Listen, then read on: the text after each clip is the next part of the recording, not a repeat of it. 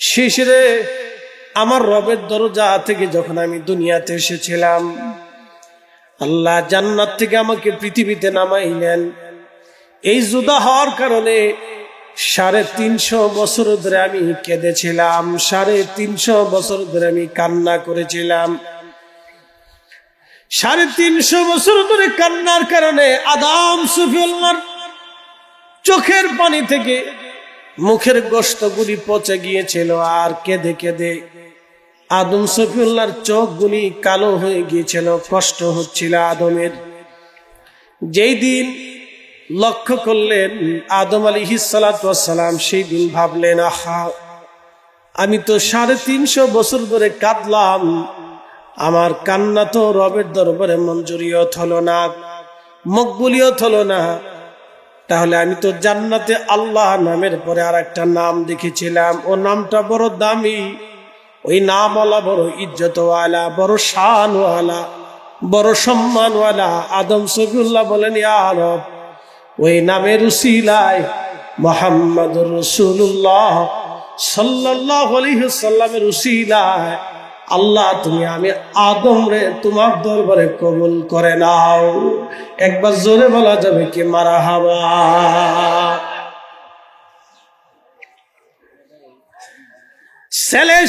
সেলেশিস ওই নামের উসিলায় আমার রব আমাকে তার দরবারে কবুল করিয়া নেন। লা ইলাহা ইল্লাল্লাহর পুরো নামের জিকির তুমি করবা। আদম সফিউল্লাহ চলে গেলেন রবের দরবারে। সময় আসলো ইব্রাহিম খলিলুল্লাহ আলাইহিস সালামের। আজরাইল আলাইহিস সালাম আসলেন, সাইয়েদুনা ইব্রাহিমকে বলেন, ইব্রাহিম, রবের কাছ থেকে আমি মালাকুল মউত আসছি আপনাকে নিয়ে যাওয়ার জন্য। হযরত ইব্রাহিম খলিলুল্লাহ বললেন, হে মালাকুল মউত, আমার রবের দরবারে যায় বলো, কোন খলিল কি কোন খলিলের জান কবজ করেনি? যাও তুমি রবের দরবারে যায় বলো, কোন খলিল কি খলিলের জান কবজ করেনি? তখন আজরাইল আল্লাহর দরবারে যায় বলেন, হে রব, আপনার খলিল বলেছেন, খলিল কি খলিলের জান কবজ করেনি? বন্ধু কি বন্ধুর জান কবজ করেনি? কোন বন্ধুকে বন্ধুর জান কবজ করে নেয়নি। আল্লাহ জানাইছেন, মালাকুল মউত তুমি আমার খলিলকে যায় বলো, কোন বন্ধু যদি বন্ধুকে ডাকে তাহলে কোন বন্ধু কি বন্ধুর দরবারে না আসেনি? কোন বন্ধু বন্ধুকে যদি ডাকে তাহলে বন্ধু কি বন্ধুর দরবারে আসার জন্য আসতে না চাইনি? সে কেন আসতে চাবে না বলো? আজরাইল আলাইহিস সালাম যায় বললেন, খলিল, আল্লাহ জানাইছেন, কোন বন্ধু বন্ধুকে যদি ডাকে তাহলে বন্ধু কি বন্ধুর কাছে না যায়নি? আপনি কেন যাবেন না? রব বলে দিয়েছেন, জানতে চেয়েছেন। তখনই আল্লাহর খলিল ডাক দেয় বলেন, আজরাইল রে, দেরি করো না, আমাকে তাড়াতাড়ি আমার খলিলের দরবারে নিয়ে চলো, আমারে আর দুনিয়াতে রাখো না, আমাকে আল্লাহর দরবারে নিয়ে চলো। জোরে বলা যাবে কি সুবহানাল্লাহ? মৃত্যু, মৃত্যু হচ্ছে প্রস্থান, এক স্থান থেকে আর এক স্থানে চলে যাও। মৃত্যু মানে শেষ না, মৃত্যু মানে শেষ না। অনেকে বুঝে দেখেন মৃত্যু মানে শেষ না। মৃত্যু মানে শেষ না, মৃত্যু মানে আপনি জড় জগৎ থেকে নূরের জগতে চলে যাবেন, আর একটু জগতে আপনি চলে যাবেন, এটার নাম আলমে বারজাখ, কবরের জগতে আপনি চলে যাবেন। হয় ইল্লিয়িনে না হয় সিজ্জিনে আপনি চলে যাবেন, আল্লাহর দরবারে আপনি চলে যাবেন। দুইটা জগৎ আসবে, হয় সুখময় অথবা অশান্তির জায়গা হবে নরকে জাহান্নামে, হয় জান্নাতে না হয় জাহান্নামে। আলমে বারজাখের জগতে চলে যাবেন, আমার রবের দরবারে চলে যাবেন। আপনি যেখান থেকে এসেছেন আপনি সেখানেই চলে যাবেন, ওই রবের দরবারে চলে যাবেন। এটার নাম হচ্ছে মৃত্যু। আল্লাহ ডাক দিলেন, কুল হুজুর আপনি বলে দেন ইন্নাল মাউতাল্লাযী তাফিরুনা মিনহু ফাইন্নাহু মুলাকীকুম। আমার রব জানাইলেন হাবিব আপনি বলুন, কুল নবীজি আপনি বলিয়া দেন ইন্নাল মাউতাল্লাযী তাফিরুনা মিনহু ফাইন্নাহু মুলাকীকুম। নবীজি বলে দেন আমার বান্দারা মৃত্যু থেকে পালায়, মৃত্যু থেকে পালায়। দেখবেন রাস্তাঘাটে আমরা পাগলের যখন হরেন মারি, পাগলও রাস্তা থেকে চলে যায়, সেও মৃত্যু থেকে বাঁচার চেষ্টা করে। দেখবেন একটা কুকুর গাড়ির সামনে আসলে দৌড়ায় পালায়, সে মৃত্যু থেকে বাঁচার চেষ্টা করে। একটা বন্য প্রাণী সে পালায়, সেও মৃত্যু থেকে বাঁচার চেষ্টা করে। যেই সাপের আঘাতে কামড়ে মানুষ মারা যায়, সেই সাপও মৃত্যু থেকে পালানোর জন্য দৌড়ায়। বনের হিংস্র প্রাণী সবচাইতে শক্তিশালী সিংহ, বনের রাজা যাকে বলা হয়, মৃত্যু থেকে সেও পালায়। সৃষ্টির সবচাইতে শক্তিশালী প্রাণী তিমি মাছও মৃত্যু থেকে পালায়। নবীজি আপনি বলেন আমার বান্দাদেরকে মৃত্যু থেকে তারা পালায়, এই মরণ থেকে বাঁচার জন্য তারা বড় বড় ডাক্তারের কাছে যায়, বড় বড় ওঝার কাছে যায়, কবিরাজের কাছে যায়, বড় বড় চিকিৎসকের কাছে যায়, বাঁচার জন্য যায়।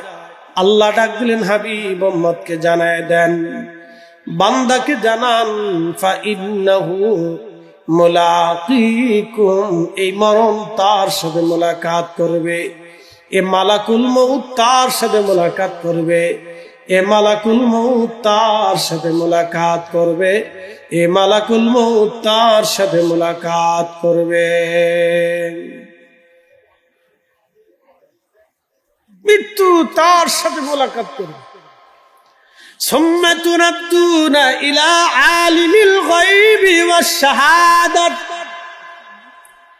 অতঃপর এরপরে সে এমন একজন মালিকের দরবারে চলে যাবে যে মালিক তার জীবনের প্রকাশ্য অপ্রকাশ্য সব আমার আল্লাহ জানে। আপনি বলে দেন আমি বান্দার সব কিছুই জানি। কিরামান কাতিবিনা ইয়ালামুনা মা তাফআলুন।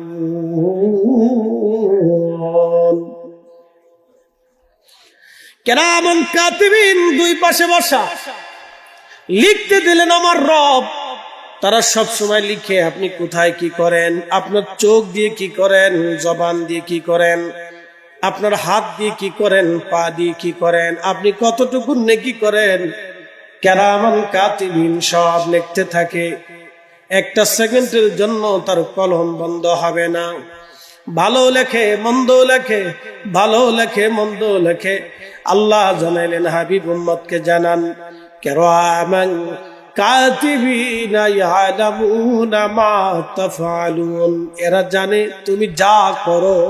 কিরামান কাতিবিন সব জানে তুমি যা করো, কিরামান কাতিবিন সব জানে। কিরামান কাতিবিন লিখতে থাকে। পালানোর কোনো রাস্তা নাই, পালানোর কোনো সুযোগ নাই। আল্লাহ ডাক দিলেন ইয়া মাশারাল জিন্নি ওয়াল ইনসি ইন ইসতাতাতুম আন তানফুযু মিন আকতারিস সামাওয়াতি ওয়াল আরদি ফানফুযু লা তানফুযুনা ইল্লা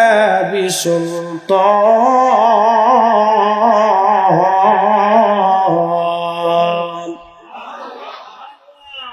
ইয়া মাশারাল জিন ওয়াল ইনস, হে মানব জাতি, হে জিন জাতি, আপনি ভাববেন না শুধু আমরাই মিলাদুন নবী করি, জিনেরাও মিলাদুন নবী করে।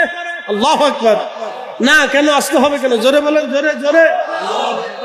শুধু ভাববেন না মিলাদুন নবীর মাহফিল আমরা করি, শ্রীলঙ্কানরাও করে, মালদ্বীপের মুসলমান করে, মালয়েশিয়া করে, ইন্দোনেশিয়া করে, ব্রুনাইয়ের যিনি সুলতান, যিনি রাজা, তিনি নিজে পায়ে হেঁটে জশ্নে জুলুস করে। আল্লাহু আকবার। না আরো জোরে জোরে জোরে জোরে। মালয়েশিয়ার প্রধানমন্ত্রী নিজে পায়ে হেঁটে তিনি মিছিল করে। এই আপনার মিশরের যিনি গ্রান্ড মুফতি, আল আজহার বিশ্ববিদ্যালয়ের যিনি প্রধান মুফতি, আজহার বিশ্ববিদ্যালয়ের যিনি ভাইস চ্যান্সেলর, আজহার বিশ্ববিদ্যালয়ের যিনি প্রধান শাইখ, শাইখুল মুকাররম, অনেক বড় শাইখ, পৃথিবীর সবচেয়ে বড় বিদ্বানদের মধ্যে উনি শ্রেষ্ঠ বিদ্বান, তিনি পর্যন্ত নিজে পায়ে হেঁটে নবীজির মিলাদের মাহফিল করেন। একবার জোরে বলা যাবে কি মারহাবা? শুধু অনেকে বলে বাংলাদেশি বেদাতি, তাহলে আমরা যদি বেদাতি হয় তো মিশরি বেদাতি, ইরানি বেদাতি, ইরাকি বেদাতি, ওমানি বেদাতি, ইয়ামানি বেদাতি। রে বান্দা, সময় তোমার শেষ, এক সেকেন্ড তো তোমাকে দেওয়া হবে না আর বাড়তি। দুনিয়ার থেকে তুমি চলে আসবে, চলে আসার পরে তুমি আর ফিরে যেতে পারবে না, তুমি আর কোনোদিন যেতে পারবে না। আমাদের দেশে যারা সনাতনী আছে, হিন্দু সম্প্রদায়ের যারা আছে, তাদের বিশ্বাস আবার আসিব ফিরে ধানসিঁড়িটির তীরে নবান্নে বাংলায়, হয়তো শালিকের বেশে, না হয় শঙ্কুচিলে। এটা হচ্ছে সনাতনীদের কবি জীবনানন্দ দাশের কবিতার ছন্দের মাধ্যমে সে তার ধর্মের বিশ্বাস ফুটিয়ে তুলেছেন। যেমন আমাদের পৃথিবীর অনেক বড় বড় মুসলিম কবি যারা, তারাও ছন্দের মাধ্যমে আমাদের ধর্মের কথা তিনারা ফুটিয়ে তুলেছেন। কাজী নজরুল লিখেছেন, আমি যদি আরব হতাম মদিনারি পথ, সেই পথ দিয়ে হেঁটে যাইতেন নূর নবী হযরত, নূর নবী হযরত। কবিতার ছন্দে বলে কাজী নজরুল ধর্মের কথাগুলি তিনি ফুটিয়ে দিয়েছেন। কবি জীবনানন্দ দাশ লিখেছেন, আবার আসিব ফিরে ধানসিঁড়িটির তীরে নবান্নে বাংলায়, হয়তো শালিকের বেশে, না হয় শঙ্খচিলে। সে বুঝাইতে চায় ভগবান আমাকে আবার দুনিয়াতে পাঠাবে, হয়তো শালিকের বেশে, নতুবা শঙ্খচিলে হয়ে আমি আবার তোমাদের মাঝে বাংলায় ফিরে আসব। তাদের বিশ্বাস যদি মানুষ দুনিয়াতে ভালো কাজ করে তাহলে ভগবান আবার দুনিয়াতে পাঠাবে, ভালো মানুষ বানায় পাঠাবে, অথবা সুন্দর পাখি বানায় পাঠাবে, অথবা জমিদার জ্ঞানী করে ভগবান আবার দুনিয়াতে পাঠাবে। আর যদি কেউ খারাপ কাজ করে তাহলে দুনিয়াতে ভগবান তাকে শিয়াল কুকুর করে দুনিয়াতে আবার পাঠাবে। এটা তাদের ধর্মের বিশ্বাস। তারা হলো পুনর্জন্মে বিশ্বাসী। আমরা পুনর্জন্মে বিশ্বাসী না, আমরা পুনরুত্থানে বিশ্বাসী। আল্লাহ বলেন, ওয়াবিল আখিরাতি হুম ইউকিনুন। আমার রব বললেন, তোমরা আখিরাতে বিশ্বাসী হও, তোমরা আখিরাতে বিশ্বাসী হও। সুম্মা তুরাদ্দুনা ইলা আলিমিল গায়বি ওয়াশ শাহাদাত। তোমরা আমি রবের সামনে দাঁড়াবা, তোমার গোপনে গোপনে সব আমি জানি। এরপরে আল্লাহ বলেন, এরপরে আল্লাহ আমার রব্বুল আলামিন, আমার রব বলতেছেন, শাহাফায়ুনাব্বিউকুম বিমা কুনতুম তা'মালুন। তুমি জীবনে কি আমল করেছো, কি কাজ করেছো, আমি রব তোমার আমল নামা সেই দিন তোমাকে দেখাবো। এটার নাম পুনরুত্থান। আর সনাতনীরা হচ্ছে পুনর্জন্মে বিশ্বাসী। তারা বলেন আমার পৃথিবীতে আবার জন্ম হবে, হয় পাখির বেশে, না হয় পশুর বেশে, না হয় মানুষের বেশে, না হয় মাছের বেশে, না হয় আমাকে আল্লাহ কোনো বেশ দিয়ে দুনিয়াতে আবার পাঠাবে। এটা হচ্ছে সনাতনীদের ধর্ম। আমাদের ধর্ম বিশ্বাসে দুনিয়াতে আর আসার কোনো সুযোগ নাই। ওয়ালা ইউআখিরাল্লাহু নাফসান ইযা জাআ আজালুহা।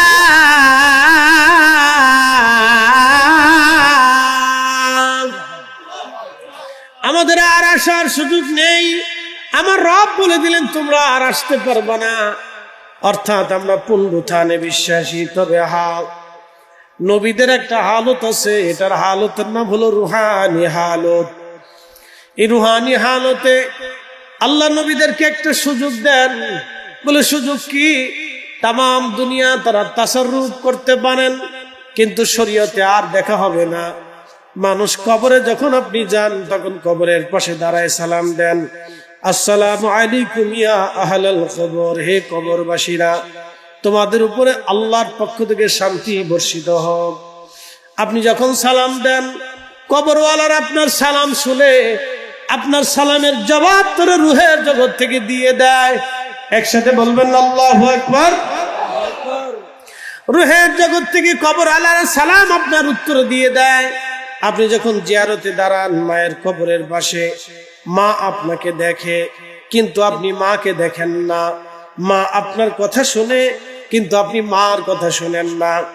আপনি কোন অলির মাজারে যাইয়া যদি জিয়ারতে দাঁড়ান, ওই অলি আপনাকে দেখে, আপনার কথা শুনে, কিন্তু আপনি শুনেন না। তবে তারা শুনে যাদের কাশ জিন্দা। একসাথে বলবেন আল্লাহু আকবার। তাদের কথাও শোনা যায় যদি কাশ জিন্দা হয়। হযরত আজরাইল আলাইহিস সালাম সাইয়েদুনা মুসা আলাইহিস সালামের কাছে আসলেন। মুসা আলাইহিস সালামের কাছে এসে বলেন, আল্লাহর নবী রব আমাকে পাঠিয়েছেন নিয়ে যাওয়ার জন্য। হযরত মুসা আলাইহিস সালাম রাগান্বিত হয়ে গেলেন।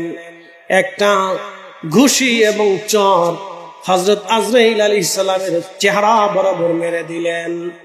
এক ঘুষিতে আজরাইল আলাইহিস সালামের চোখ বের হয়ে গেল। সুবহানাল্লাহ বলবেন না? না আরো জোরে বলেন। বুঝাইতেছি, আজরাইল ফেরেশতা কিসের তৈরি? নূরের। জোরে বলেন কিসের? একসাথে বলেন কিসের? নূরের। আমাদের কিছু ভাইদের ব্যাখ্যা হলো নূর তো ধরা যায় না,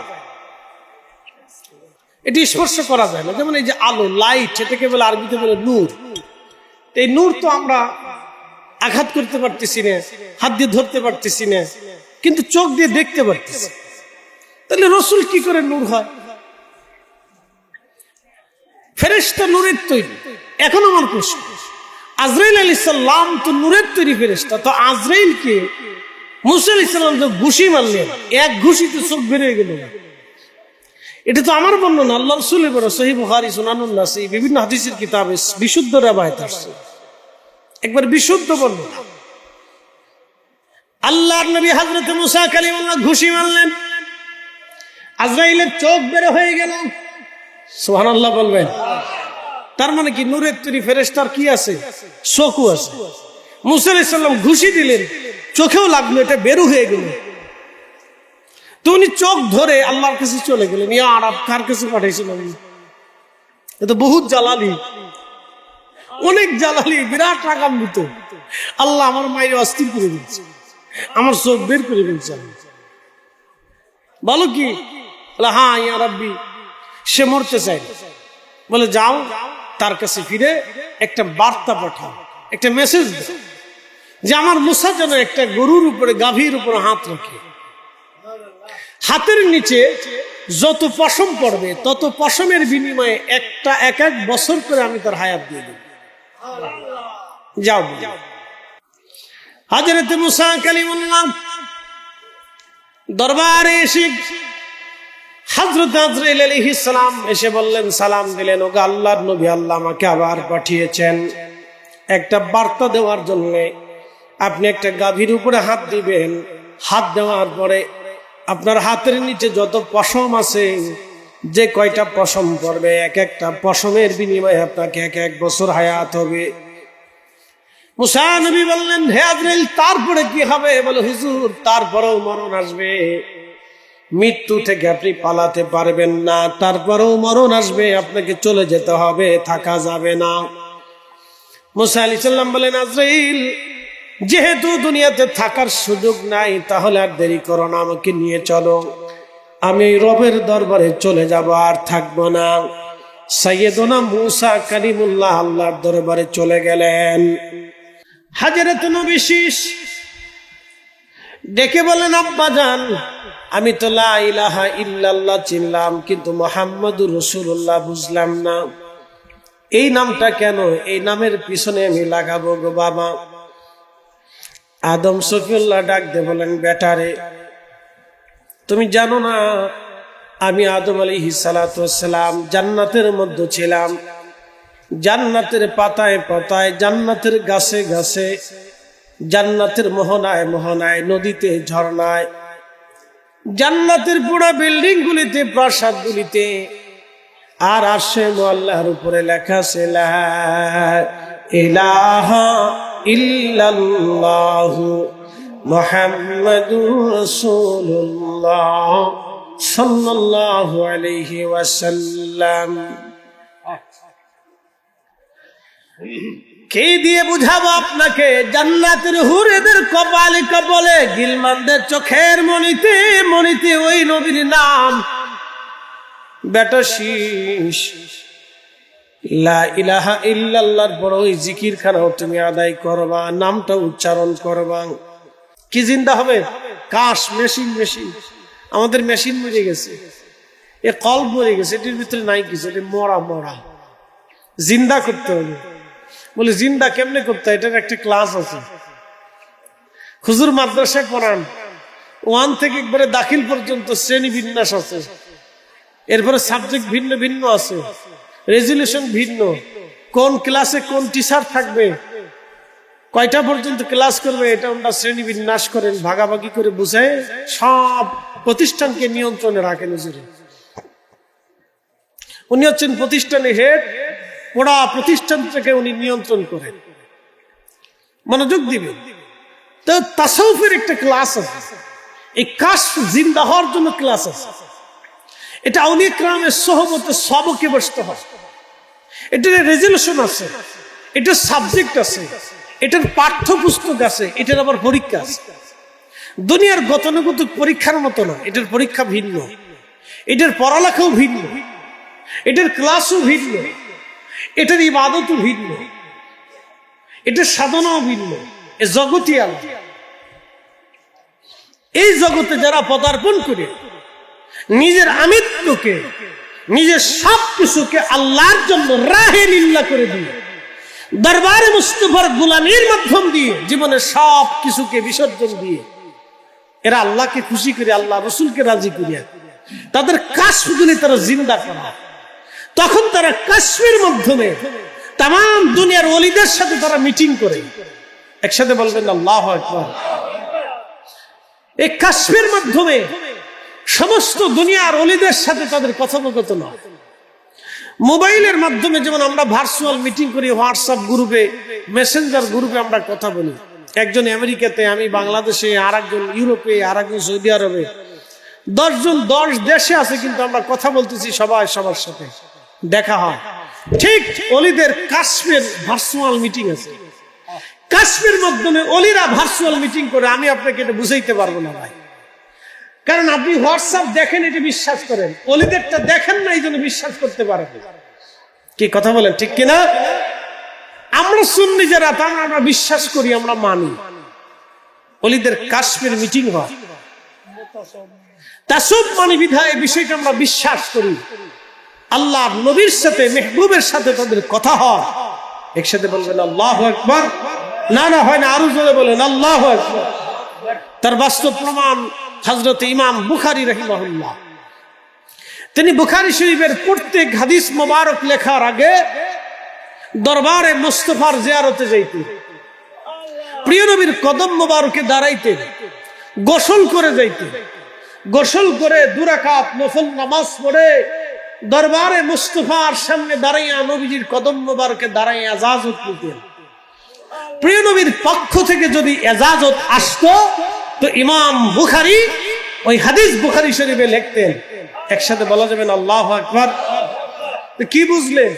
আল্লাহর রাসূল করিমের সাথে কতবার তিনার দেখা হয়েছে? একবারে মিনিমাম 5774 বার তার সাথে দেখা হয়েছে। আরো জোরে, না না না না, জোরে জোরে জোরে জোরে জোরে। তাহলে এখন যারা বলে যে রাসূল রওজা শরীফে মৃত অবস্থায় আছে, নবীর কিছু নাই, তাদের সাথে আমাদের আকীদার এত বিরাট ফারাক, যে তাদের সাথে এই হিসাবে উঠা বসাও করা যায় না, কারণ তারা দরবারে মুস্তাফার সাথে বেঈমানি করেছে, আমার রাসূলের রাসালাতের সাথে তারা বেঈমানি করেছে, নাফরমানি করেছে। কথা বলেন ঠিক না বেঠিক? একবারে হিসাব সহজ বরাবর করে দিলাম, দলিল আদিল্লা সারা একবারে বাস্তব নিরীক্ষা আপনাকে বুঝাই দিলাম। তারপরে যদি না বুঝেন তাহলে বুঝবো অন্তর মরে গেছে, বুঝবো অন্তর মরে গেছে। এটা মৃত অন্তর। জিন্দা করতে হলে আপনাকে দরবারে মুস্তাফার গোলামি বেশি বাড়াইতে হবে। বুঝতে কোনো অসুবিধা? বুঝে যান ইনশাআল্লাহ। কিছু কথা আমি আসলে আলেম না, আমার এই এলেম সামান্য এলিম দিয়ে যতটুকু চেষ্টা আমি বোঝানোর চেষ্টা করি, পরিশুদ্ধ বাক্য দিয়ে কিছু কথা দিয়ে বোঝানোর চেষ্টা করি যে আমরা হক না বেহক এটা আমাদের বুঝার প্রয়োজন। আমরা হকে আসি না বেহকে আসি, আমরা কি সত্যের উপরে আসি না মিথ্যার উপরে আসি, এটা আমাদের বুঝাটা জরুরি। ঠিক এটা যখন কোনো ব্যক্তি বুঝবে তখন সে আর সুন্নিয়ত থেকে যাবে না। কারণ আমার ভাই হুসাইন আজহারি সাহেব তিনি বলে গেছেন, আহলে সুন্নাত ওয়াল জামাত হচ্ছে মধ্যপন্থা। এরা কড়াকড়ি না, সরাসরি না, এরা কঠোর না। পৃথিবীর কোনো ওলি কঠোর ছিলেন না, পৃথিবীর কোনো ওলি কঠোর না। আমার আল্লাহ নিজেও কঠোর না। বলে আল্লাহর নাম কাহার হবে, কিন্তু তার নাম রহমান, তার নাম রহিম, তার নাম গফফার, তার নাম গফুর। আল্লাহ কঠোর না বিধায় আল্লাহ জানিয়েছেন, কুল নবী আমার, মেহবুব আমার, আপনি বলে দেন, ইয়া ইবাদিয়াল্লাযীনা আসরাফু আলা আনফুসিহিম লা তাকনাতু মির রাহমাতিল্লাহ। হাবিব আপনি আমার বান্দাদেরকে জানান, বলে দেন মেহবুব আমার, কেউ যদি নিজের নফসের সাথে অনেক গুনাহ করে ফেলে, বিরাট জুলুম করে ফেলছে, বলে দেন সে যেন আমার রহমত থেকে নিরাশ না হয়। ইন্নাল্লাহ, নিশ্চয় আমি রব, ইন্নাল্লাহ ইয়াগফিরুয যুনুবা জামিআ, নিশ্চয় অবশ্যই আমি রব তার জীবনের সব গুনাহকে মাফ করে দেব। আস্তে হয়ে গেল না? জোরে বলেন, আরো জোরে জোরে জোরে জোরে। আল্লাহ কি কঠোর না নরম? জোরে বলেন, আরো জোরে বলেন। অলিরা কি কঠোর না নরম? জোরে বলেন। এই জন্য অলিদের দরবারে হিন্দু আসে, বৌদ্ধ আসে, খ্রিস্টানও আসে, মাজুসি আসে, শিখ আসে। কেন আসে? শান্তির আশায় আসে। কি কথা বললেন? তারা জানে আমাদের পৃথিবীর কোথাও নিরাপত্তা না হলে দরবারে অলির বারগাহে আমার নিরাপত্তা আছে, এইখানে নিরাপত্তা আছে।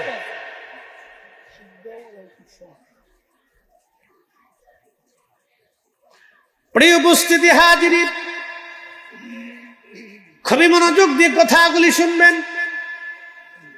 রব্বুল আলামিন তিনি আমাদেরকে জানাইলেন, হাবিব উম্মতকে বলে দেন, জানায় দেন, যত গুনাহ করুক না কেন কোনো ভয় নাই, আমি রব তাকে মাফ করে দেব। কিন্তু শর্ত হলো ক্ষমা চাইতে হবে, মাফ চাইতে হবে। ক্ষমা যদি না চান, মাফ যদি না চান, মাফ আপনি পাবেন না, ক্ষমা চেতে হবে আপনাকে। আহা, খুব মনোযোগের সাথে কথাগুলি শুনবেন। নারে তাকবীর, নারে রিসালাত, নারে গাউসিয়া, গাউসুল আজম মজবন্দারি, আমির আউলিয়া শাহিনशाह আমির ভন্ডারি, औलादे पाक आमिर भंडारी, जश्न ईद मिलाद नबी, अहले सुन्नत वल जमा।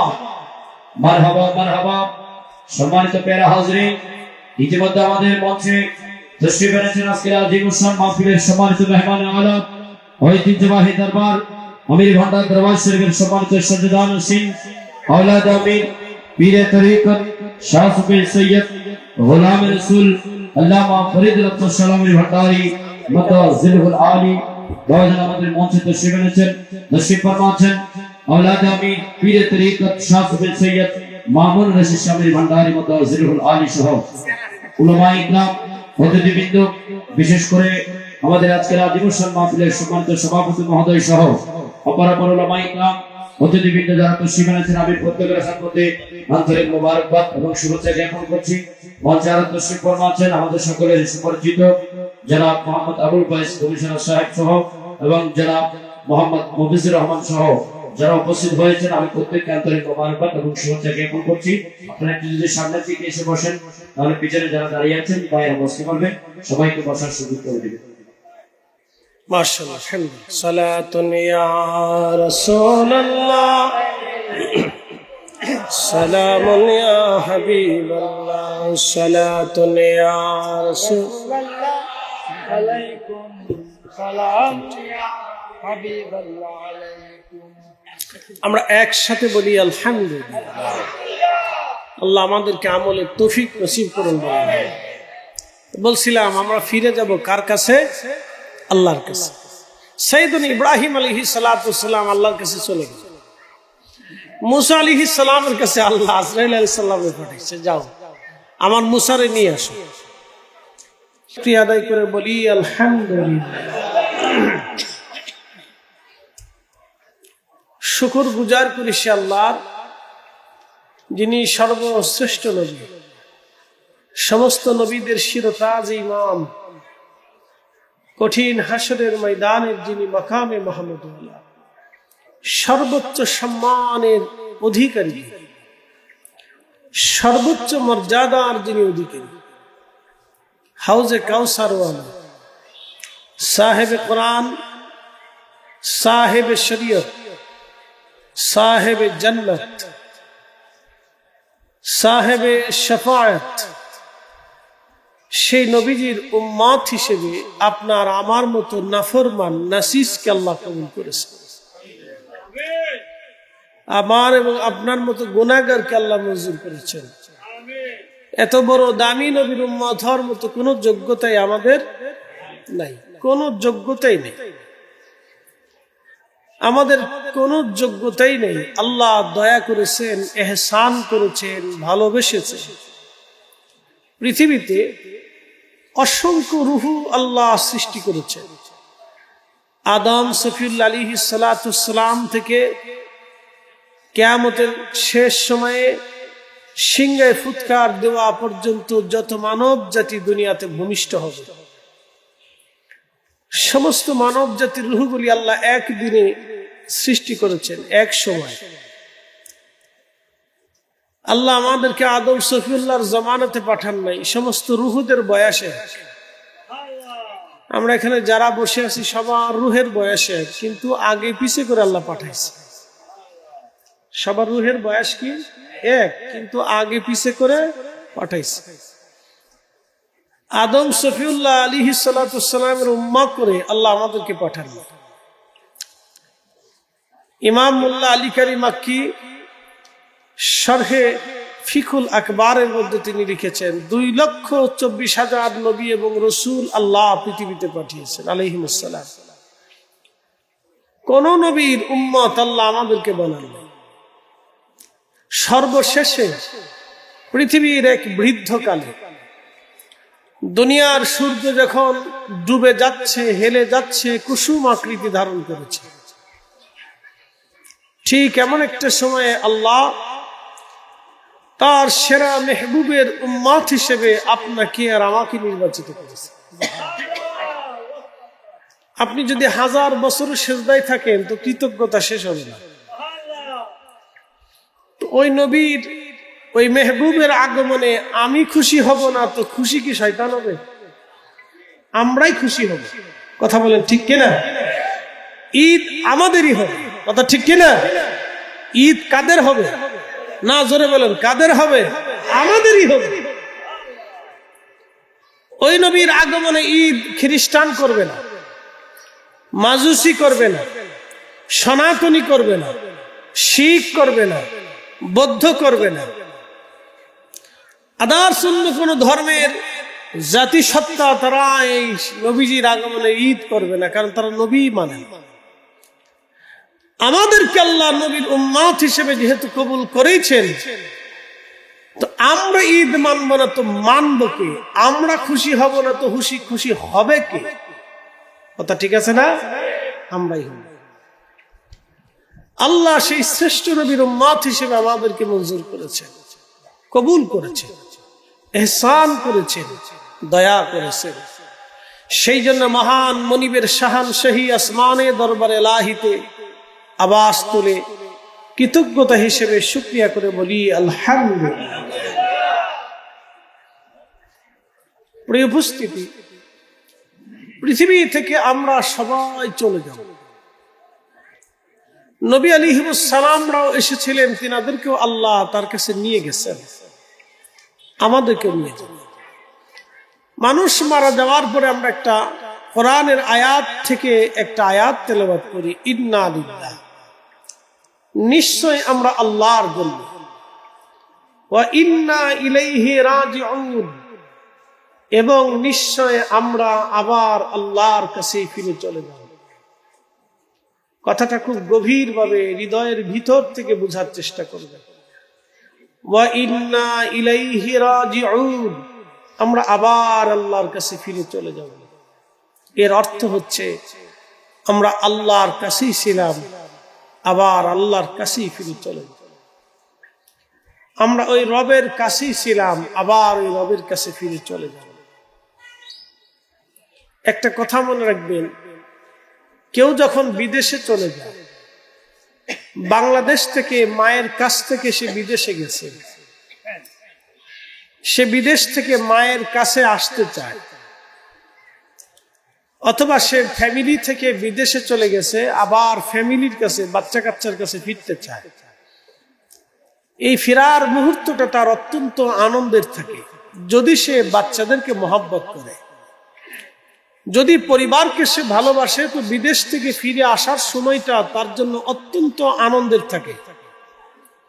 আমার দিকে তাকা, আমরা রবের কাছে ফিরে যাব, যদি মালিককে ভালোবাসি তো আমাদের ফিরে যাওয়াটা হবে আনন্দের মতো। এই জন্য দুনিয়ার কোন অলি মৃত্যুকে ভয় পাইতেন না, বরং সাদরে গ্রহণ করতেন। বহু অলির জীবনে মৃত্যুর বহুদিন আগে তারা বলে গেছেন, আমি অমুক দিনে আমার মাসুকের সাথে দিদার হব। আসতে হয়ে গেল না? জোরে বলবেন, অমুক দিনে আমার মাসুকের সাথে কি হবে? দিদার হয়ে যাবে, আমি চলে যাব। এটা হচ্ছে প্রেমের এক চূড়ান্ত পর্যায়ে, কামালিয়াতের এক শেষ পর্যায়ে। বান্দা চলে গেলে তখন রবের সাথে তার কথা হয়। মালিক দরবারে মুস্তাফার গোলামির কারণে সর্বশ্রেষ্ঠ মেহবুবের দরজাতে তার কথা হয়, ডাক আসে, তুমি চলে আসো। আদম আলাইহিস সালামের ডাক আসলো। আদম আলাইহিস সালাম বুঝতে পারলেন সময় ঘনিয়ে গেছে। বেটা শীশ আলাইহিস সালামকে কাছে ডাকলেন, ডেকে বললেন, ছেলে আমার, কলিজার টুকরা, বিদায়ের সন্ধিক্ষণে তোমার কাছে দুটি ওসিয়ত করো। ছেলে আমার, তুমি একটা জিকির সবসময় করবা, লা ইলাহা ইল্লাল্লাহ। জোরে বলে, লা ইলাহা ইল্লাল্লাহ। এই জন্য সহিহুল বুখারীতে এই জিকিরের ফজিলত হিসেবে আল্লাহর মেহবুব বলেছেন, আফজালুজ জিকির, সর্বোত্তম জিকির লা ইলাহা ইল্লাল্লাহ। আদম আলাইহিস সালাম ডেকে বললেন, বেটারে, লা ইলাহা ইল্লাল্লাহর জিকির করবা। ছেলে আমার, এই নামের পরে তুমি আরেকটা নাম যোগ করবে, মুহাম্মাদুর রাসূলুল্লাহ সাল্লাল্লাহু আলাইহি ওয়াসাল্লাম। কি আশ্চর্য!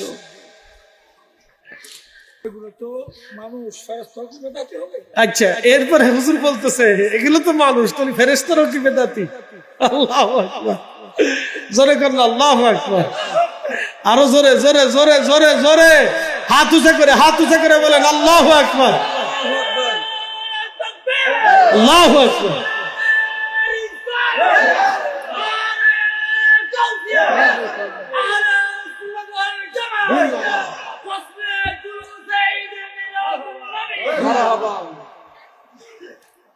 শুধু বাংলাদেশ নয়, পৃথিবীর যে কয়টা মুসলিম দেশ আছে, শুধু মুসলিম না, America, Canada, British, Europe, Australia, Africa, সেদিন দেখলাম সব বেদাতি হয়ে যায়। এই জন্য কি মাহফিল চলবে না বন্ধ হবে? ঈদে মিলাদুন নবী কি বন্ধ হবে না চলবে? কারো চোখ রাঙ্গানিতে আর বেদাতের ফতোয়া আমরা এশকে রাসূল থেকে, দরবারে মুস্তাফার গোলামি থেকে আমরা সরে আসবো না। কথা বলেন ঠিক না রে? এটাই আমাদের আকাঙ্ক্ষা থাকবে যেন সব সময়ের জন্য। প্রিয় উপস্থিতি হাজিরিন, আপনার জীবনের কি আমল আছে? কেরামান কাতিবিন সব আপনার আমলগুলি লেখেন।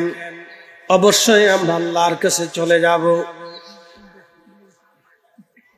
অবশ্যই আমরা রবের কাছে ফিরে চলে যাব, অবশ্যই আল্লাহর দরবারে চলে যাব। কালকে ছিলাম নাটোরের বড়াই গ্রামে ঈদে মিলাদুন নবী মাহফিল ছিলাম। কালকে নাটোরে যুবকরা মাহফিল ইন্তজাম করছে। আমি চিন্তা করলাম এখানেও মিলাদুন নবী আছে, তো দেখলাম না। হুজুর আমরা ইন্তজাম করছি, 6 মণ চাল দিয়ে তাবর রান্না করছি। যাক মাশাআল্লাহ, ভালো। কালেকশন করে দিলাম আগামী বছরের জন্য। ওরা খুব খুশি হয়েছে, আগামীতে আবার আসতে আসবো ইনশাআল্লাহ। সারা বছর চট্টগ্রামে মিলাদুন নবীর মাহফিল করে আগামী বছর পর্যন্ত উত্তর দক্ষিণে বরাদ্দ দিয়ে দিই, যে ওইদিকে একটু সুযোগ দিই, সময় দিই। রাজশাহী থেকে লোকেরা আসলে বলে হুজুর আমরা তো আপনাকে পাই না, একটু সুযোগ দেন। তা বললাম ঠিক আছে, ইনশাল্লাহ মিলাদুন নবী ইসলামের মাহফিল যদি আপনারা ইন্তজাম করেন তা আসবো ইনশাল্লাহ, তা হুজুর করবেন। আপনারা যদি আসেন তা আমাদের একটু সুযোগ হয়, সুবিধা হয়। তো সারা দুনিয়াতে আছে, শুধু আমাদের সময় দেওয়াটা পালা, আমাদের সময় দিতে হবে, কাজ করতে হবে। ঝগড়া করে না, ভালোবাসা দিয়ে কাজ করে, দেখবেন বিজয় আল্লাহ আমাদেরকে দিন। কথা বলেন ঠিক কিনা? পৃথিবীর সব অলিরা মোহাম্মত দিয়ে পৃথিবী বিজয় করেছেন, মোহাম্মত দিয়ে, ভালোবাসা। তো কেরামান কাতিবিন ইয়ালামুনা মা তাফআলুন, কেরামান কাতিবিন জানে আমরা কি করি, এটা সব সে লিখতেছে।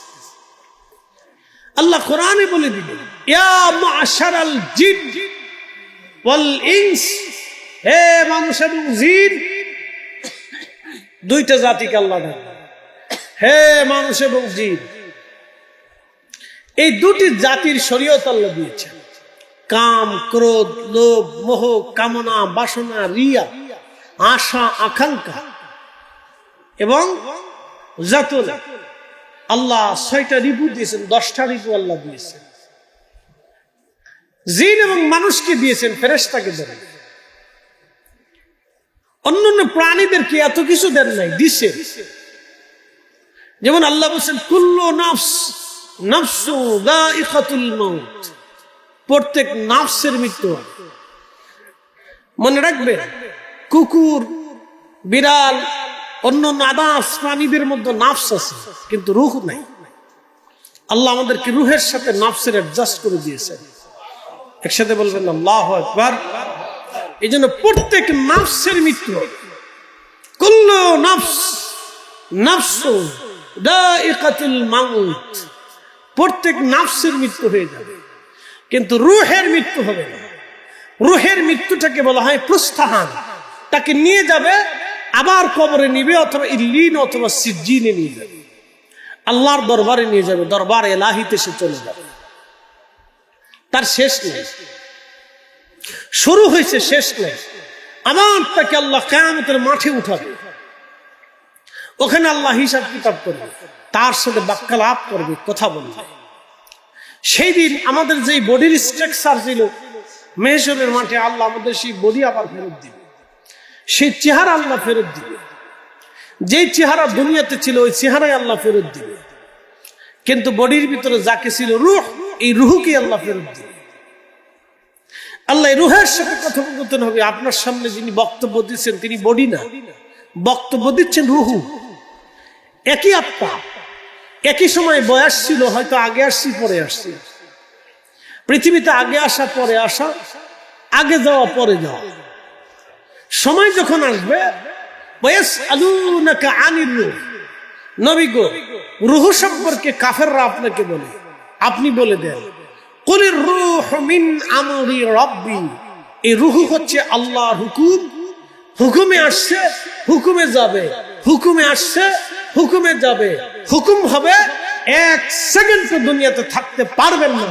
কথা বলেন ঠিক কিনা? থাকার কোনো সুযোগ। প্রিয় উপস্থিতি হাজিরিন, এই জন্য রব কুরআনুল কারীমের ভিতরে আমার আল্লাহ বললেন, ওয়ালা ইউআখিরাল্লাহু নাফসান ইযা জাআ আজালুহা